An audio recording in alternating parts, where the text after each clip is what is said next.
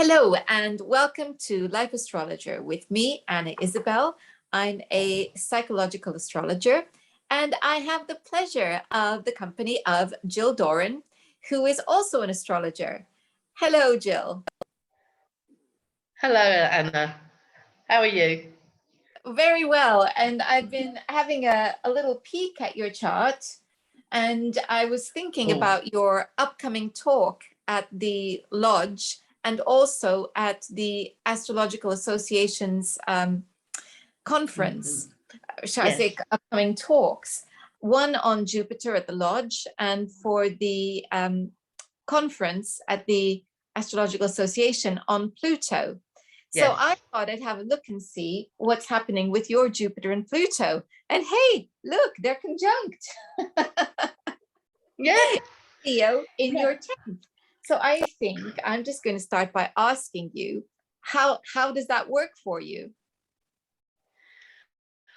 Well, I mean, it's one of my favorite parts of my chart, basically. I always see myself as more like Jupiter's child with my life, because I was a travel agent for 40 years, and I loved adventure and I loved long distance travel. So I've always felt that, Jupiter, especially with my second house, because it's got Saturn, Mars, North Node and Moon all in there.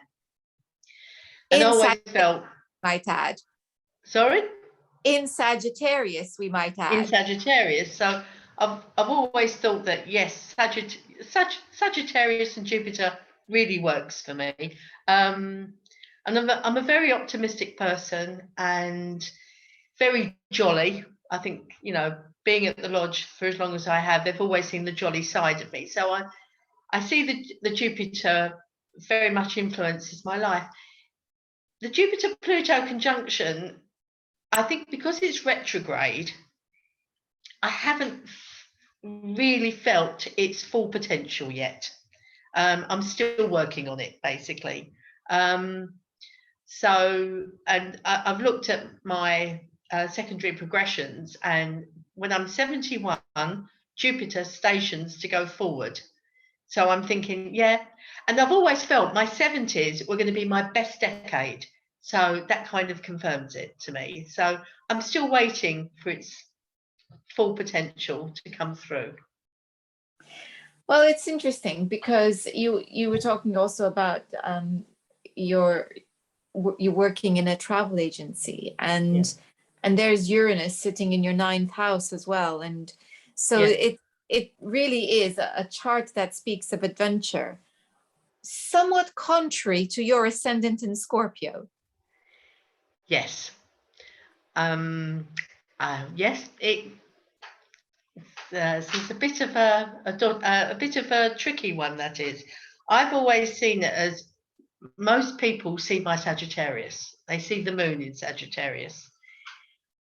But my close friends see my Scorpio rising, the deeper side of me, with Neptune on the ascendant, about my worries, my concerns. Also, I can, go away with the imagination. I let my imagination get the better of me sometimes. So yes, that's how I see how that's played out. I'm a lot deeper than people think. Well, I should think so. And in any case, I think it's a bit of a misunderstanding of Sagittarius if people don't think that Sagittarius is deep, because it is deep. It's just in a different way to Scorpio. It's much more about the philosophy of life rather than the intensity of feeling of Scorpio. So it's depth of feeling with Scorpio, yes, intensity of feeling, but it's perhaps depth of thought when we come to looking at Sagittarius. So it's both. And Sagittarius, I was just writing about Venus in Sagittarius last week, and I was, talking about her being a party girl, and Sagittarius, she could end up, yes, fairly drunk and dancing on the tables, and then the next day be sitting in a meditation class. That's the dichotomy of of Sagittarius. It's the centaur. It's not just one thing. It's half horse, half human, and the archer aspiring. So I think it's worth remembering that when we're talking about Sagittarius. Yeah, I mean, I've always been kind of interested in religion, especially different forms of religion, and why people believe in God. And when I was doing my research for my 2 talks, um, it was basically I've been researching the origins of people's thought on, you know, we'll talk about that in a moment, but I've always wanted to know where people got the idea of God from. My sister has always said that mankind invented God, not God created man. And I'm coming to the grand conclusion she might have a point with all the research I've been doing lately into where the origins of Jupiter, where we got the concept of Jupiter from, the symbolism attached to Jupiter. So, and the symbolism attached to Pluto as well. So I'm coming to the grand conclusion she may have a point there. Well, I think it's it is true that over the centuries that we have projected I wouldn't say that we created God, but I would say that God is created in our image. And I think that probably is true. More correct. That there is a projection of what we believe God to be, perhaps a transference of all our feelings onto deity. I think that's possibly how I would put it. So yes, from that point of view. But now we're getting into a deeply philosophical discussion, which is exactly what we should be having with the moon in Sagittarius. I've also always been proud of my Venus in Pisces in the 5th house. That's given me some joy and enjoyment of life over the years. So, yeah. Well, Venus would be very happy in Pisces in the 5th house, exalted in her house of joy. Can't get better it's than really that. Good. That's quite a combination there of the moon conjunct Mars and the North Node in Sagittarius. What do you feel that North in Sagittarius means, given that it's conjunct? Actually, it's exactly conjunct Mars. Well, it's in my 2nd house, so I have a propensity to spend money. It also makes me I probably get a lot of, I know this sounds really bad, but I probably get a lot of self-worth through money, spending money, spoiling myself, and also earning money. Hold on. Oh, God, I don't know what happened there. I also get a lot of, and sometimes I think that's wrong. So I do think that there's more to life than what you earn and spending money. But I do get a lot of enjoyment out of going on holidays, especially expensive holidays, staying in nice hotels. And I think that's where it's played out. I'm hoping it changes now I'm no longer a travel agent. I'm hoping that conjunction plays out slightly differently than it has done. But over the years, it's basically been me traveling. I mean, sometimes I never had any money, but if somebody said to me, well, do you want to come away for a weekend or go away on holiday for a week? I always found it. So, yeah, I think that's how it's played out in a way. I wonder whether perhaps, given that the moon is there, whether it gave you a sense of security because it allows you to feel free. Yes, but sometimes it's also a responsibility with money, which I suppose is the Saturn in Sagittarius as well. I can hear your Saturn in Sagittarius wagging his finger going, hang on a minute. But I think that there's something about that because Sagittarius, above all else, needs to feel free. And given that we get a sense of security, the moon indicates where we find security. And you've got it in Sagittarius in the second. I think that there's something to that perhaps that's why, you've been, let's just say, enjoying being a bit more lavish with money, because having the Yes. freedom to do it makes you feel safe. Yeah, that's a good point. I've never thought of it like that. But I've always felt really that I'm a bit of a spendthrift and I could be better. Yeah, I can understand that we have to be realistic about these things, but I think, the therapist in me is saying, instead of just admonishing yourself, it might be worth understanding what's going on there, and then perhaps seek to find other ways of feeling free. Because I think that once you have that sense of freedom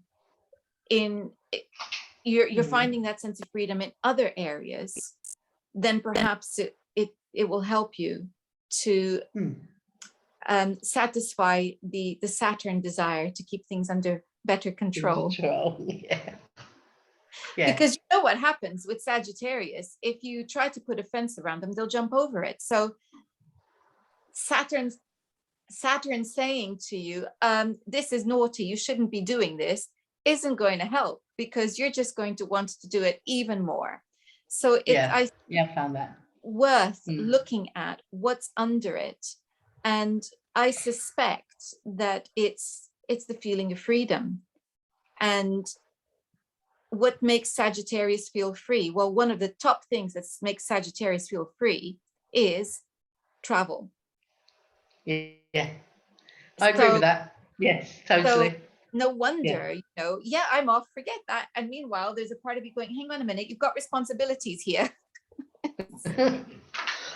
Yes. So it's, I would say, be kind to yourself. And if you are trying to, how can I put this, do the quote unquote sensible thing, make sure that you do it with a proviso that there's a reward somewhere that allows you to feel free. Okay. I think a bargain needs to be struck. Oh yeah, I'm good at doing that. Always was good at that at work, doing bargains or negotiating. I'm always good at that. Yeah, so maybe it's time to use that to get some really good deals on holidays. Just more seriously though, I think there's more to this than just a love of travel and the freedom, because you've got that North Node in Sagittarius as well. Yes. I think that is there saying to you, this is the means by which you are going to grow and expand in your life. It's by experiencing different cultures, different languages. So there's no choice here. I think that's, it's just as well that you ended up in a travel agent, because that facilitated, I think that was meant to be, I think that was destiny, because it facilitated this ability to grow. And I think that if we're talking about freedom and you haven't got the same opportunities to travel as you did, then it's as well to be allowing your thoughts to be free, allowing your exploration to happen in your mind. And again, I think that the more you do that, the freer you'll feel, the easier it's going to be to satisfy Saturn. Yeah, satisfying Saturn is not easy, believe you me. No, that's a really good title for a talk, isn't it? Satisfying Saturn, yeah. I can feel a talk coming. I really can feel a talk coming now. Yeah. My head. So I think that would be what I would recommend. because that Okay. North Node in Sagittarius is really important. I'm just wondering, did you ever live anywhere other than the UK? Oh yes, I lived in Greece for about 9 months. I was a nanny to 2 Greek children, which was fun. And then I came back and I lived in Germany for about 2 years as an au pair girl. And I met my real best friend there, Brenda, and she's a psychotherapist. And we've kind of been on this great journey together because I was going on holiday with her. And it's great to go on holiday with a psychotherapist. And over the years, I find it quite comforting that I have this best friend who probably knows me better than I know myself. You know, she can always, you know, oh, you're down, Jill, or you're up, Jill, or, you know, I always found it comforting when I was on holiday with her that she always kind of knew me so well. So we've been on some extraordinary adventures together, Tanzania, India. And thing is, though, when you're a travel agent, it never kind of leaves you. Because although I've been around the world, and I literally have been around the world twice, when the Round the World fairs came out, I did it twice. You've still got this bucket list of all these things that you want to do, and they just get longer as you get older. They don't get shorter; they get longer, you know. And so I'm hoping that the travel opens up next year, and I'd love to go to Iran. I'd love to go to Iraq and do the Siberian Express. I'd love to go to. See, the list just gets longer and longer. Wonderful. And I think while you are at it, make room to explore concepts and ideas, Yes. so that when you're at home, you can explore those in greater detail through research, etc. Yes. Yeah, I mean, that's one of the reasons why I'm hoping Iran opens up, because I like to go back to where Babylonia was, Sumeria was. I'd love to go back to those places and, Yeah. you know, explore all the things there. Yeah. Well, we're all rooting, you know, hoping that you can do that, because then it'll be nice to hear all about it. Yeah. So tell us a little bit about the talk that's coming up at the lodge, and also I think, which way round is it? Is it the lodge first and the Astrological Association conference second, or is it the other way around? No, it's Pluto first at the Astrological Association's conference, and then it's Jupiter on the following Monday night at the lodge. And at the AA, I'm doing it physically, but obviously with the lodge, I'm doing it all on Zoom. And the first one, Pluto, because of the theme of the conference was the potions of, you know, astrological potions. I mean, I gave it thought, and I thought, well, with Pluto coming up, going through my sun sign, Aquarius, I thought it would be interesting just to look at its journey through the sign, the aspects it makes, the major aspects it makes, with Jupiter, with Saturn, with Uranus. Obviously, it's always in sextile with Neptune. And just to see what things happen, you know, and try to do a bit of forecasting.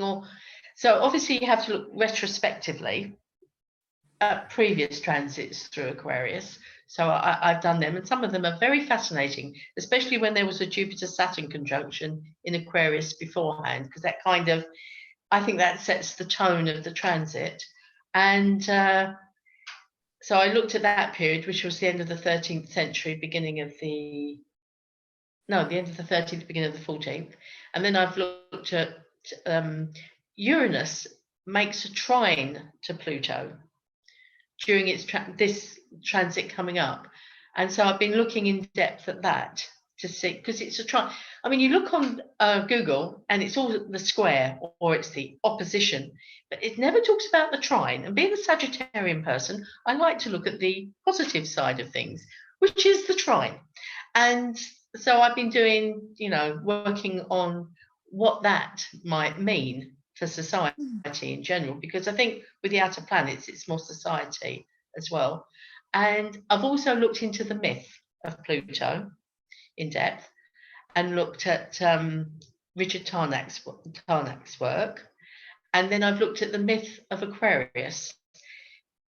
And that has led to some fascinating journeys on my part into the myth of Prometheus, the myth of Pluto itself, and trying to bring it all together to see, really, it's going to be a deep Aquarius, and I'm Sun in Aquarius. Again, we're optimistic, we're social, we like to see, but we have Saturn ruling us traditionally, but we're positive people, and it's so much more deeper than I ever thought when you look about it from a Promethean perspective. So, Oh, yes. yes, Absolutely. yeah. So that's very good. Now, when is this? And if people wanted to go to the conference, when is it and how do they do this? I think there's still places on the conference. They can go online, the Astrological Association's website. They're still selling not seats, they're still selling tickets for the actual conference. And it's if you want to go physically, it's in Boston Lakes at the conference centre there. Or they're also doing a hybrid. They're doing it on Zoom as well. And it's from, I think they kind of starts on the Thursday night, the 28th of October, which is next weekend. But it's Halloween weekend, really, the 29th, 30th and 31st of October. And my talk is on the Sunday, the 31st of October at 11:30 in the morning. So that gives enough time for people to get over the night before, because it's the cheesy disco that I love. I love going to White Boston Lakes. As soon as they said they were going back there, I went, yes, because they had this amazing cheesy disco on the Saturday night. So, and it's a lovely weekend. It's lovely to sort of meet people in person, and after the last 18 months. So I'm looking forward to it. Indeed. But yes. So I'll make sure that the link to the Astrological Association's website is on the description box with this interview. And then there is the lodge. Yes. Did you say that's the 1st of November? That's on the 1st of November. So I've got a busy couple of days. It's on the 1st of November at 7:15 and it's on Zoom. And again, I'll be looking at the myth of Jupiter. Try and look at, and I've done something a bit different to what I thought I would do. I've looked at Jupiter throughout all the other astrological cosmologies around the world. So I've gone into Babylonian, Vedic, Egyptian, Mayan, Chinese, and tried to look at the similarities, but also at the differences.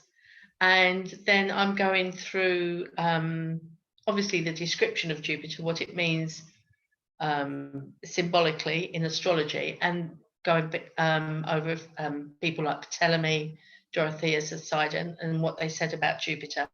And then I'm going to go through, I've picked 12 charts of where Jupiter are in a particular sign, and I'll go through them, and I'll get feedback from people as to what they think, but going through them, looking at how Jupiter brings optimism and expands your life, but it can also, I've seen Jupiter do some really horrible things in people's lives as well. So I want to kind of discuss why that is. So wonderful. Yeah. So I will also place the link to the Astrology Lodge on the description box. If people wanted to get in touch with you, how could they do that? Well, my email address. Shall I give that to you? Yeah. It's Yeah. Gill, or you've got that, yes. You go ahead. Gill.Dorren, that's Gill with a G, .Dorren, DORREN, @gmail.com. And I'll put that on the description box as well. Gill, thank you so much for speaking to us today. Okay, thank you. Thank you so much. And thank you for watching. Until next time, goodbye.